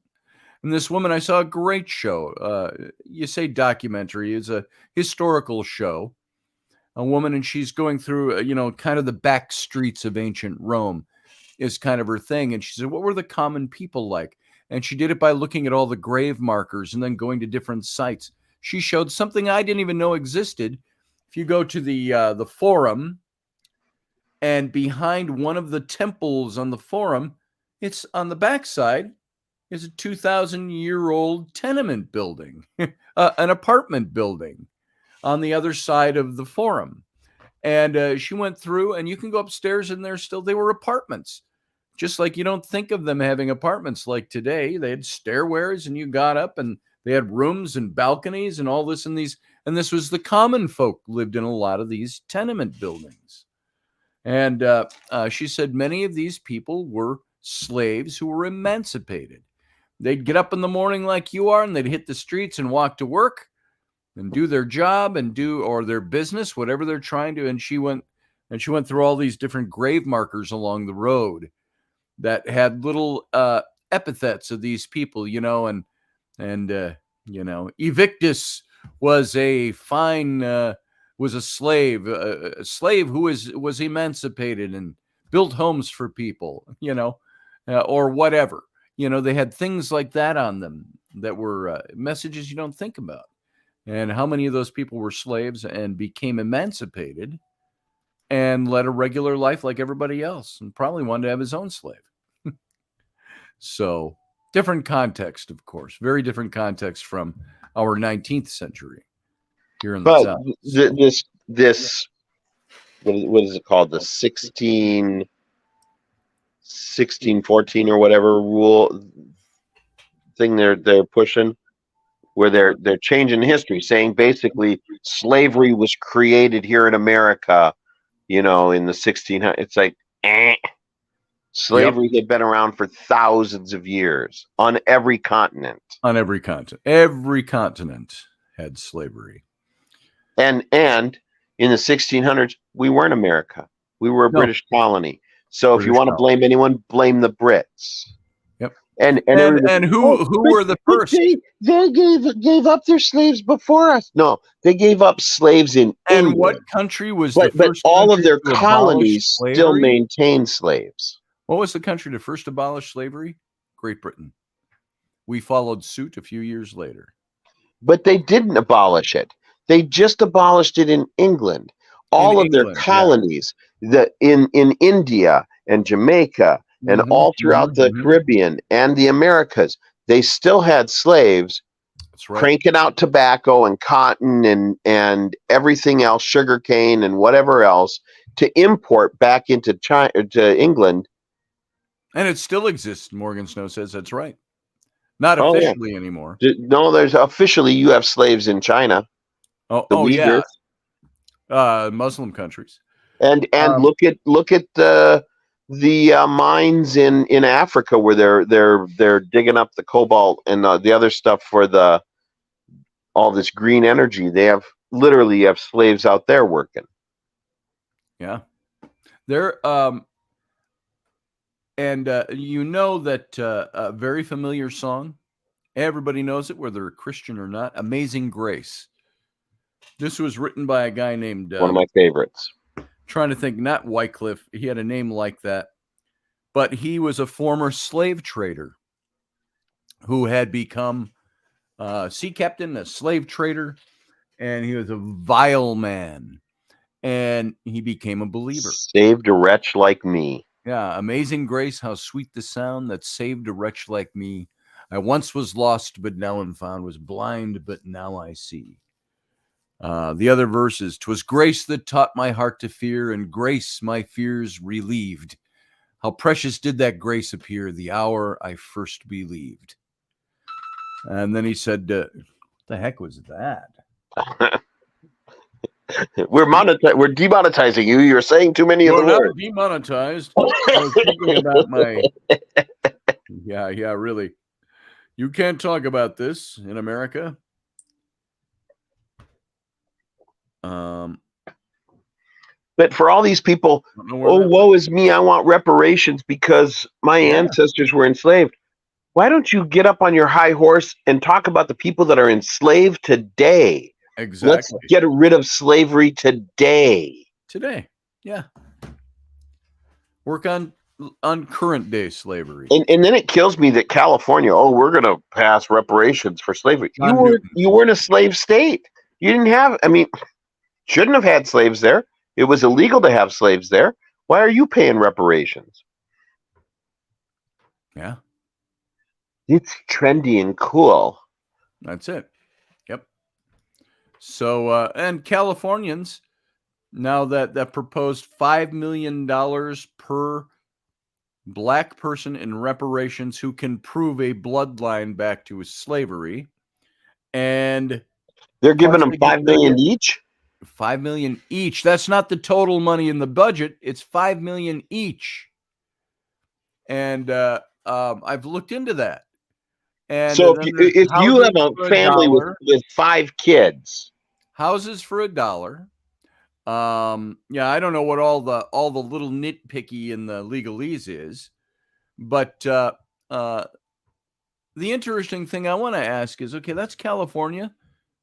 What was California's role in the slave trade? Was there slavery in California? No, it was a free state. They entered as a union state. What do the current people living in California, why do they have to pay reparations to people who come from... That'd be like making Minnesota pay 150 years ago. That makes no sense. So... Or making Illinois pay, where all the escaped slaves ran to. They tried to get up the Mississippi to Illinois. You make it to the Illinois border, you're free. Yeah. And Ryan, is that true? Was this the only country that based it on racial superiority? And was the whole slave trade based on racial superiority? Is that what it became? Who brought the idea of racial superiority into the mix? Was it Americans, or was it pre-United States of America? Well, and most of the African slaves were bought from Africans. Yeah, from the other Africans warring tribes to the whites. So they're the ones who rounded them up. Did the Africans who sold Africans into slavery believe in racial superiority? And I'm not sure. Were they enslaved because of that, or were they enslaved because they were the cheapest slaves on the market at the time? Right.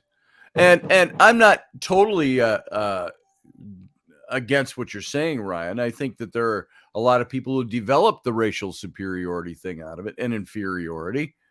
Clearly it was a thing, but I don't know that it was I don't think that people set out and said, we've got to go to Africa because we're more superior. We should take them and enslave them people. I think it's because they were slaves, they became inferior. It's like the Irish slave trade that happened in the colonies before the black slave trade started. Yep. Irish were lesser than human at that point. And James was selling basically citizens to the Caribbean, and anybody who had basically violated the law, anybody they called a traitor, they had a rebellion, all those rebels, rather than killing them off, somebody said, hey, that's a lot of meat. We should sell that down south. Right. And so off to the Caribbean they went because it enriched the coffers of the king to sell off all those rebels and into slavery. So, Ryan, I think I only partially disagree with you. Slavery was different in America, but I don't think it was based on racial superiority. I think that developed out of the slave trade.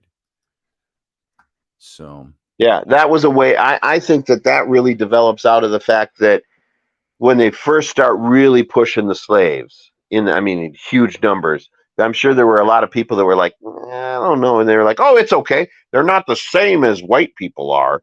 I Right, think it was a right. selling point to try and convince people to buy slaves. It's like Native America. It was in the 1870s, I believe it was, either late 1850s, 1870s, that Standing Bear, I think was his name. We covered it when we did that series on Bury My Heart at Wounded Knee. He was the first Native American under U.S. law to be recognized as a human being.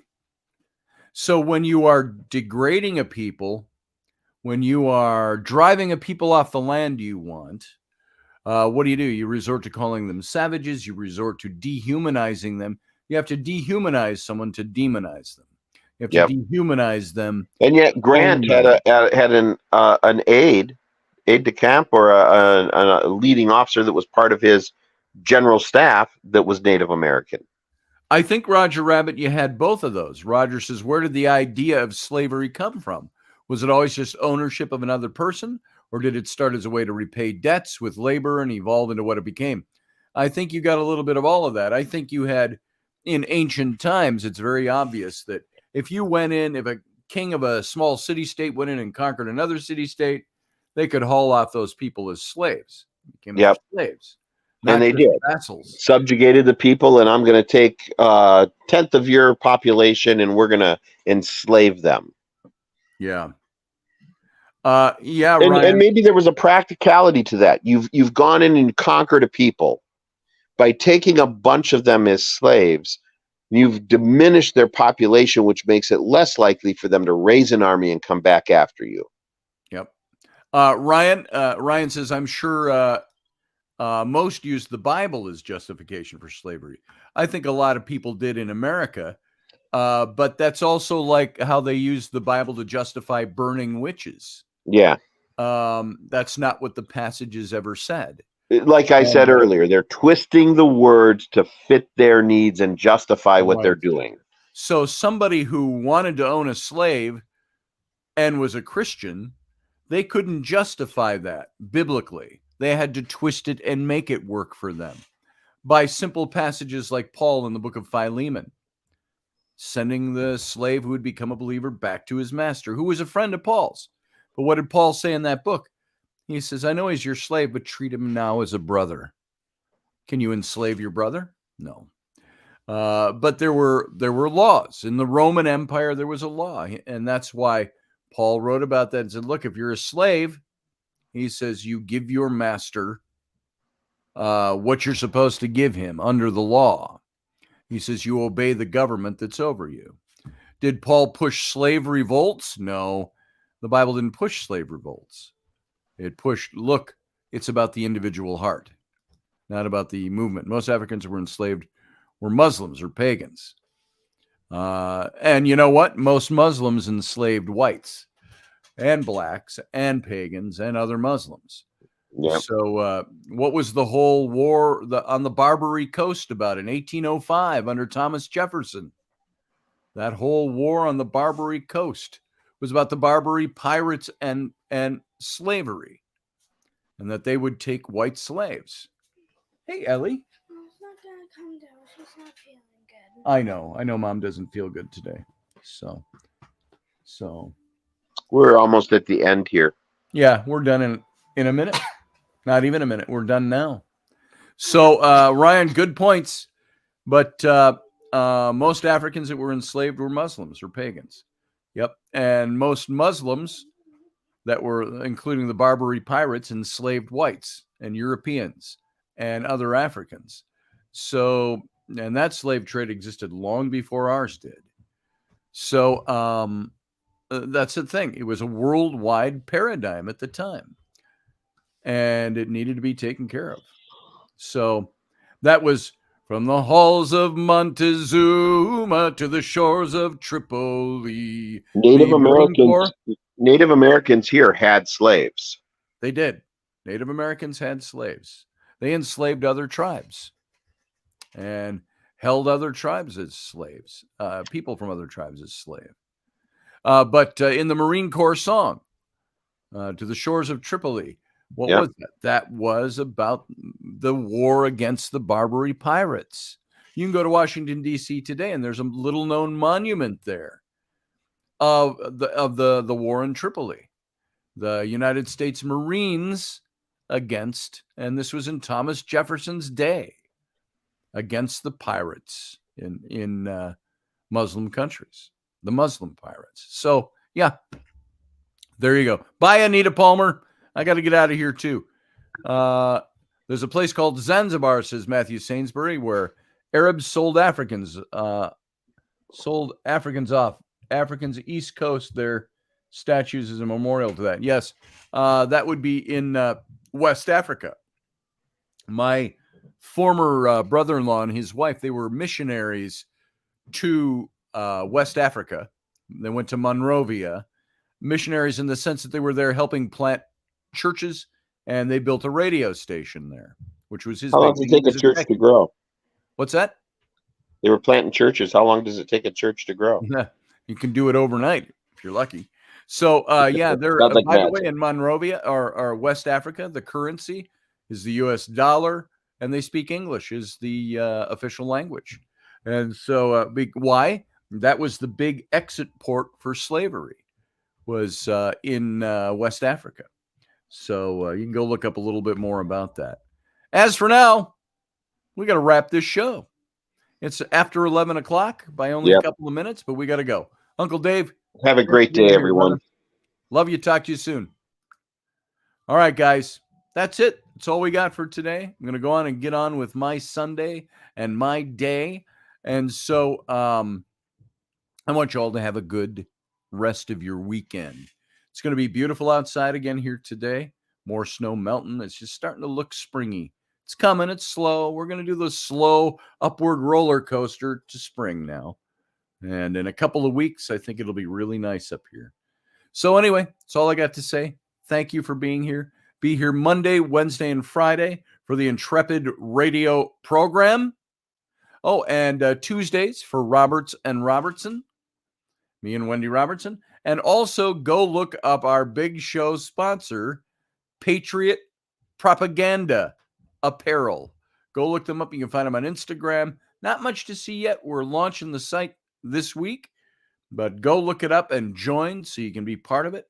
And we have another sponsor, which I didn't mention at the beginning. Go look up Fairy Legs Shop on Instagram, or go to Fairy Legs, Fairy, legs, fairylegs.com, and you'll see their website.